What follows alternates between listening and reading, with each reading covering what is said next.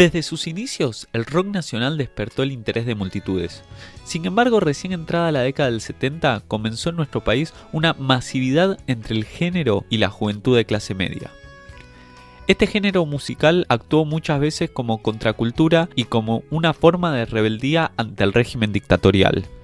A partir de entonces, el rock fue constituyendo una forma de identidad primaria que presentaba un carácter contestatario, crítico y enfrentado a todo sistema, hipócrita, violento, represivo y autoritario. En los 80, el rock nacional comenzó a ser transmitido por los medios masivos de comunicación como efecto colateral de la Guerra de Malvinas. En ese contexto de difusión y legitimidad surgen nuevas variantes y espacios como Cero Bar, Café Einstein y Cemento, que, al igual que La Cueva en los 60, albergaba a figuras del rock y daba lugar a nuevas voces y bandas emergentes. Hacia mediados de la década de los 80 y comienzo de los 90 surge el rock chabón, también conocido como rock barrial, el cual hablaba sobre el barrio, la represión policial y una juventud marcada por la pobreza, la desocupación, la delincuencia y el tráfico de drogas. Sus letras interpelaban a los jóvenes de sectores populares, quienes hasta ese entonces no frecuentaban la tradición rockera y encontraron en esas bandas un lugar de resistencia y pertenencia. De la mano de este crecimiento se inauguraron nuevos lugares de encuentro. En 2004, el dueño de Café Einstein y Cemento, Omar Chabán, abrió las puertas de República Cromañón. El establecimiento, ubicado en el barrio de Once de la ciudad de Buenos Aires, marcaría la historia argentina con uno de los acontecimientos más tristes desde el retorno de la democracia.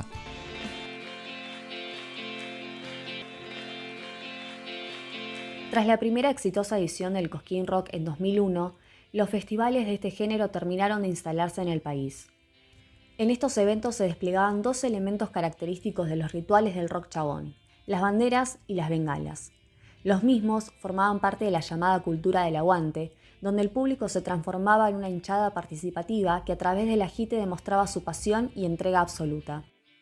Este público era el que llenaba los locales dedicados a darle espacio al rock under y al rock barrial, lugares como República Cromañón, donde tocaron bandas como Callejeros, Jóvenes Pordioseros, Ojos Locos, entre otras. El jueves 30 de diciembre de 2004, Callejeros, banda oriunda de Villa Celina, La Matanza, tocaba por tercera vez consecutiva en Cromañón. Ese día, el grupo referente del rock barrial del nuevo milenio presentaba su tercer y último disco, Rock and Roll Sin Destino.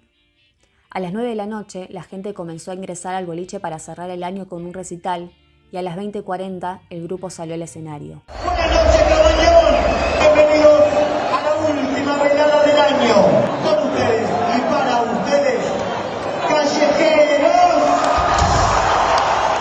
¿Se van a portar bien? ¿Se van a portar bien? Minutos después, las chispas de una bengala encendida por alguien del público golpearon contra una media sombra que se encontraba en el techo. De esta manera se desató un incendio que, sumado a las múltiples negligencias del lugar, provocó la muerte de 194 personas y más de 1.500 heridos. ¡Oxígeno! ¡Vamos! No encontramos una amiga, no la puedo encontrar. ¡Augusto! ¡Pásale la avenida! ¿Qué pasó? ¿No soy la mamá? No. Elena. Aunque la habilitación del lugar permitía una capacidad de 1.300 personas, ingresaban al local entre 3.500 y 4.000. Aquella noche se contaron un total de 3.500 entradas vendidas y cerca de 1.000 pases de invitados. Además, posteriormente se comprobó que la puerta de emergencia estaba cerrada con candado, alambre y cerrojo, convirtiendo al lugar en una trampa mortal.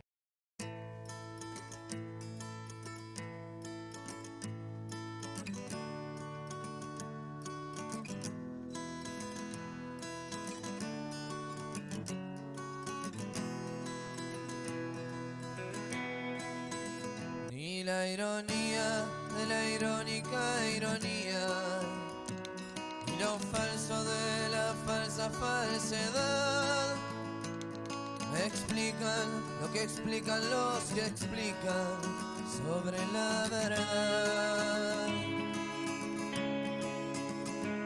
Soy un muerto encerrado en un cuerpo vivo. Soy un vivo que hace tiempo se murió. Solo siento, pero siento sin sentidos. Solo hay descontrol. A tu suerte siempre réstale una duda. A esa duda una posibilidad. Si esa posibilidad se vuelve tan loca, esa es tu verdad.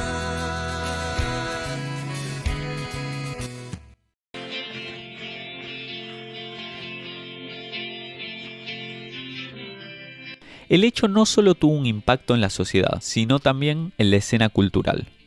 Los músicos, sobre todo los independientes o los recién emergentes, no tenían lugar para tocar. Cemento, la casa que vio nacer bandas como Los Redondos, Sumo, Las Pelotas, Hermética, Los Piojos, y espacio de privilegio para aquellos que buscaban hacerse un lugar, vio su fin tras la masacre. Del mismo modo ocurrió con otros lugares culturales más chicos que tuvieron que cerrar sus puertas por no cumplir con los requisitos establecidos por el gobierno porteño.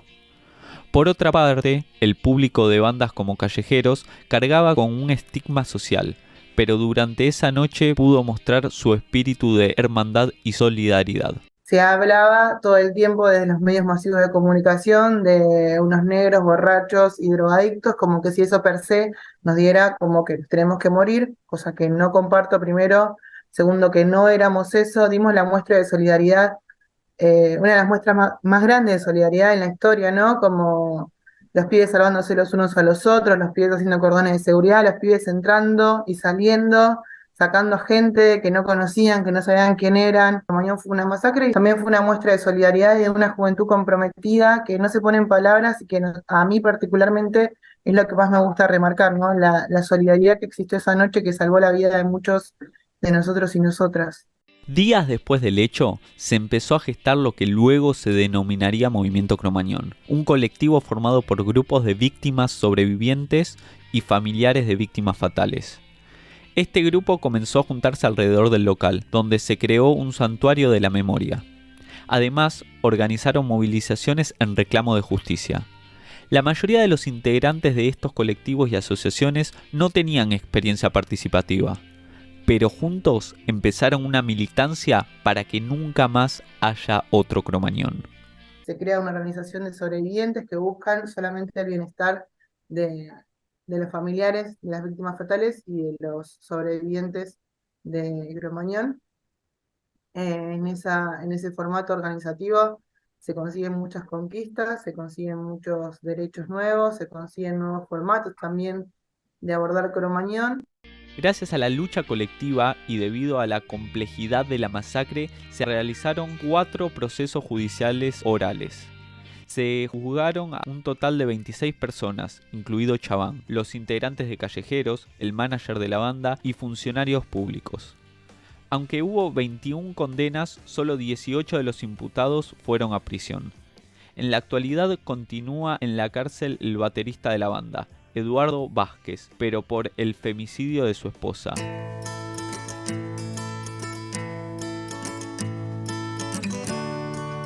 En septiembre de 2022, los sobrevivientes y familiares de las víctimas presentaron en la Cámara de Diputados un proyecto para que el edificio donde funcionó República Cromañón sea expropiado para crear un espacio para la memoria. Pero, ¿qué significa esto? Significa que puedan aportar todas las organizaciones su manera de pensar, cómo es su manera de hacer memoria. En mi visión es un espacio que invite a la reflexión, que invite a un repensarnos como sociedad, ¿no? Que alguien pueda entrar ahí y pueda decir qué queremos y qué no queremos nunca más que suceda en la Argentina, que pueda enterarse de estos pibes y pibas solidarios que eran tan jóvenes y que literalmente dieron la vida el uno por el otro, que puedan convivir la cultura, la música, el arte, donde se manifieste, se reinvente, porque también quienes nos quedamos vivos para algo nos quedamos, donde pueda existir la naturaleza como forma de enseñanza, ¿no? Que es tan sabia, un poco que convivan todas esas esas áreas y que sobre todo lo que más me importa es que invite a la reflexión de que cómo escribimos los hechos nos describen como sociedad. Esta iniciativa se presentó varias veces en la legislatura porteña, pero nunca prosperó. Se había presentado en la legislatura a raíz de que nos enteramos que le son devueltas las llaves a Rafael Levy, quien fuera el dueño del lugar en el momento de la masacre.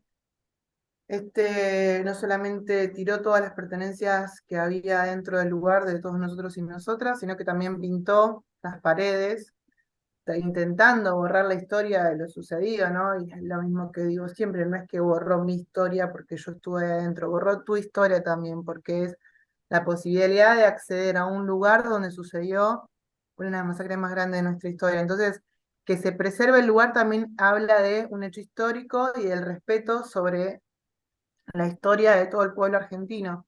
A raíz de eso, bueno, familiares y sobrevivientes se empiezan a organizar y empiezan a querer buscar la expropiación. Se intenta en el ámbito de la ciudad, no tiene éxito, y se pasa al ámbito nacional. En el ámbito nacional, después de mucho trabajo, o sea, reuniones larguísimas con funcionarios, tratando de que entiendan por qué era importante que eso quede para el pueblo, quede para la posteridad, quede para las generaciones que vienen, por qué es importante que se cuenten y se relaten los hechos lo más reales posibles, ¿no? Que cuente con testimonios de sobrevivientes ahí adentro y no que los chicos y las chicas que no habían nacido cuando sucedió Cromañón no tengan que enterarse por una tapa de un diario mentiroso que cuenta un relato totalmente fragmentado y falto de verdad.